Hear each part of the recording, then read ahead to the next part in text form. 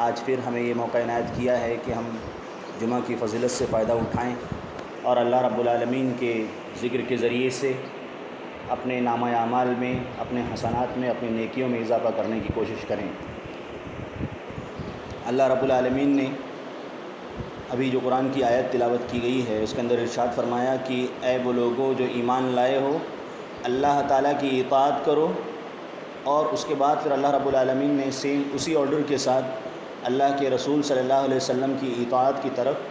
ان کی باتوں کو ماننے کی طرف اللہ رب العالمین نے حکم دیا ہے۔ اللہ تعالیٰ نے کہا اطیعوا اللہ، اللہ تعالیٰ کی بات کو مانو، فالو کرو، اتباع کرو،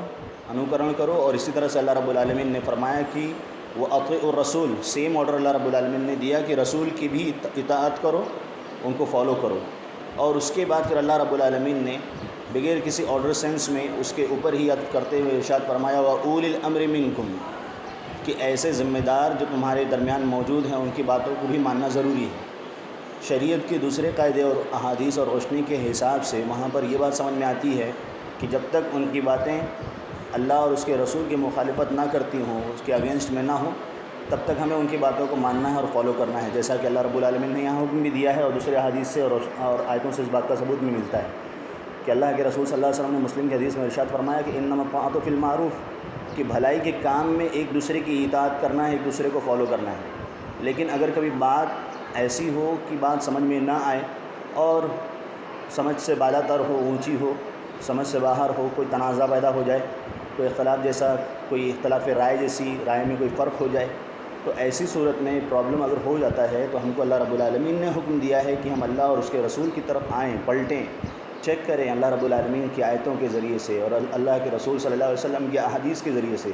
اس کو سمجھنے کی کوشش کریں کہ اللہ رب العالمین نے اس کا حکم دیا ہے کہ نہیں دیا ہے۔ اور اللہ رب العالمین نے اس آپشن کو، اس سولوشن کو اللہ رب العالمین نے اس شرط کے ساتھ بیان کیا ہے کہ یہ وہی لوگ کریں گے جن کے پاس ایمان ہوگا اور آخرت پر جن کا عقیدہ ہوگا کہ اللہ رب العالمین نے فرمایا اگر تم اللہ پر ایمان رکھتے ہو اور قیامت کے دن پر ایمان رکھتے ہو، اور یہی سب سے بہترین طریقہ ہے، اللہ رب العالمین نے فرمایا۔ تو ہم کو ایسے کام کرنے سے اوائڈ کرنا چاہیے جو اللہ رب العالمین نے نہیں فرمایا یا ہمارے نبی صلی اللہ علیہ وسلم نے نہیں فرمایا ہے، کیونکہ یہی وہ عبادت ہے جس کے بارے میں اللہ رب العالمین نے رہنمائی فرمائی ہے یا اللہ کے رسول صلی اللہ علیہ وسلم نے فرمائی ہے۔ عبادت اس سے باہر نہیں ہے کہ انسان ہر اچھی چیز کو عبادت سمجھے اور اسے انجام دینے کی کوشش کرے۔ اللہ رب العالمین اور اللہ کے رسول صلی اللہ علیہ وسلم نے اپنی کتابوں کے اندر، اللہ کے رسول صلی اللہ علیہ وسلم نے اچھی باتوں کو اپنی کتابوں کے اندر، عبادت کے ساری قسموں کو اپنی عبادت کے اندر ذکر کیا ہے۔ لہٰذا کسی بھی وقت کو وش کرنے سے پہلے ہمیں بار بار یہ سوچنا چاہیے کیا اللہ رب العالمین نے یا اللہ کے رسول صلی اللہ علیہ وسلم نے اس کے وش کرنے کا طریقہ سکھایا ہے کہ نہیں سکھایا ہے۔ اگر کوئی کسی خاص وقت کی مبارکبادی دیتا ہے تو کیا اللہ کے رسول صلی اللہ علیہ وسلم نے اس کی اہمیت کو سمجھتے ہوئے، اس کے ورچی اور اس کے فضیلت کو سمجھتے ہوئے اس کی مبارکبادی دی تھی کہ نہیں دی تھی؟ کوئی اگر جمعہ کو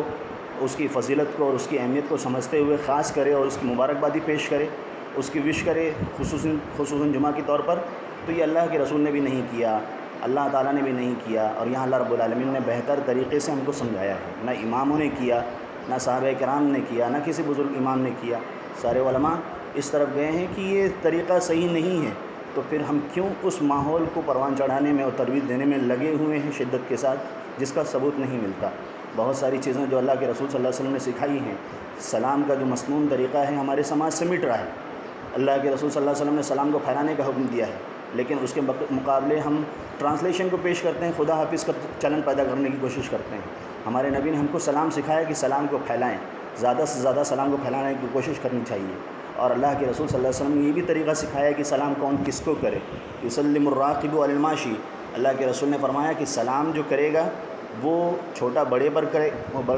کرے گا، اسی طرح سے جو سواری والا ہے وہ پیدل والے کو کرے گا، اور اسی طرح سے ایک چھوٹی جماعت بڑی جماعت کو کرے گی۔ تو یہ بہت سارے آداب اللہ کے رسول صلی اللہ علیہ وسلم نے اور اللہ رب العالمین نے اپنے کلام کے اندر ارشاد فرمایا ہے۔ ہمیں چاہیے کہ ہم ان کی طرف دھیان دیں، ہر اچھی چیز کو اپنی زندگی میں یہ سوچ کر نہ داخل کر لیں کہ یہ اچھی لگ رہی ہے تو یہ عبادت کا حصہ ہے۔ عبادت کے لیے یہ ضروری ہے کہ وہ ہمارے رب نے یا ہمارے نبی نے اس کے بارے میں فرمایا ہو، تو ہم کو اس کو اپنانا چاہیے، نہ کہ ہماری چاہت کے بنا پر وہ عبادت کا حصہ ہو سکتی ہے۔ اللہ رب العالمین سے دعا ہے کہ وہ ہمیں ایسے کام انجام دینے کی توفیق دے اور کرنے کی ہمت دے اور طاقت دے اور توفیق دے جس سے وہ راضی ہوتا ہو، جس کے بارے میں ہمارے پیارے نبی حضرت محمد مصطفیٰ صلی اللہ علیہ وسلم نے رہنمائیاں فرمائی ہو، کیونکہ قیامت کے دن ایسے لوگوں کو نقصان اٹھانا پڑے گا جو منمانی عبادت کرتے ہیں۔ اللہ رب العالمین ہمیں اس سے محفوظ رکھے، آمین۔ وآخر دعوانا ان الحمد للہ رب العالمین، والسلام علیکم ورحمۃ اللہ۔